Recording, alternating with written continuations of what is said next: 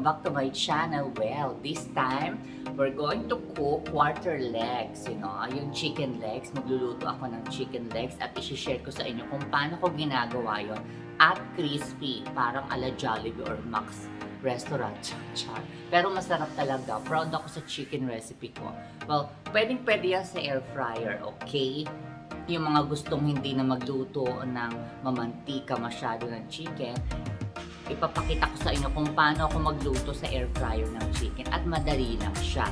Easy recipe. And don't forget also to watch other air fryer recipes dito sa channel ko. And yung iba ko na ring segment dito, don't forget to watch, okay? And feel free to comment sa comment section.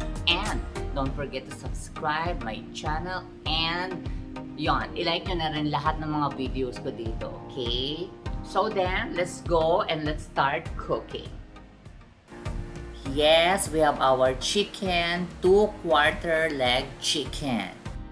Don't forget to wash the chicken. Kailangan laging malinis kapag nagluluto tayo ng food. Hiwain muna natin siya. Higyan natin siya ng hiwa dito. Yan. Okay.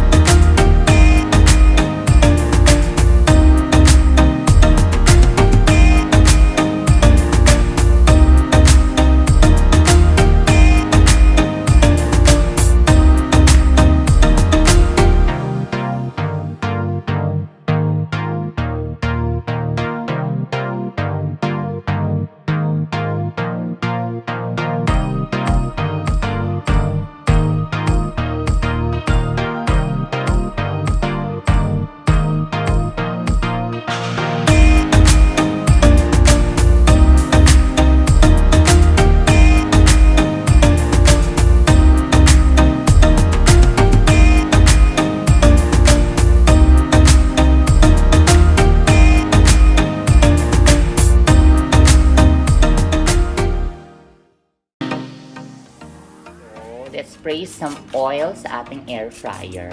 Yan. Ayan. Yan. And then, yung isa naman, another one. Ayan. O, diba? Looks good. 200 degrees Celsius and then for 17 to 20 minutes.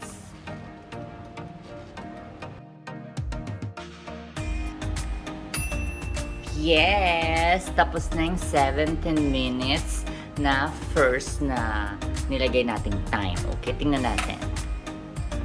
OMG! Golden na siya. At ang bango, grabe. Sa mga gusto maggumawa ng ganito, pwede rin kayong gumawa ng sarinyong recipe or lagyan nyo ng additional herbs. Pwedeng-pwede yun. So ngayon, babalik rin na natin yan. So yung other side naman. O diba? Ang ganda. And smells good ha. Really good.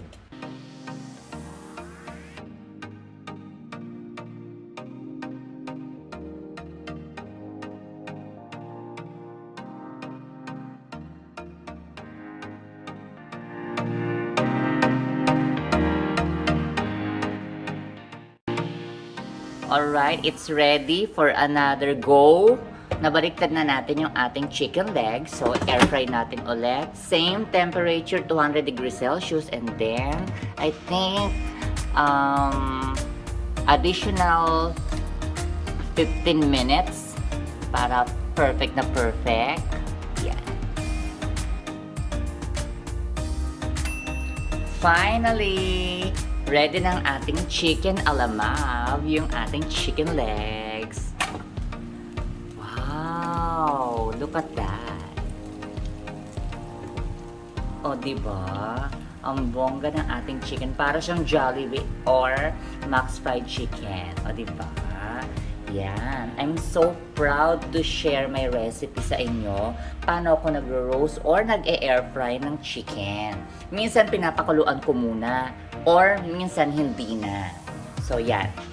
And nakita niyo yung liquid na yan? Yan yung fats from the chicken. O, diba? Salang-sala. Yan. Salang-sala yung fats. Cholesterol and stuff.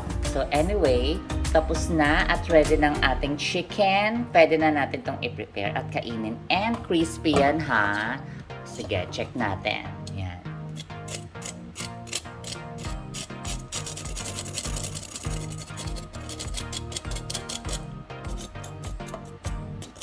O, diba?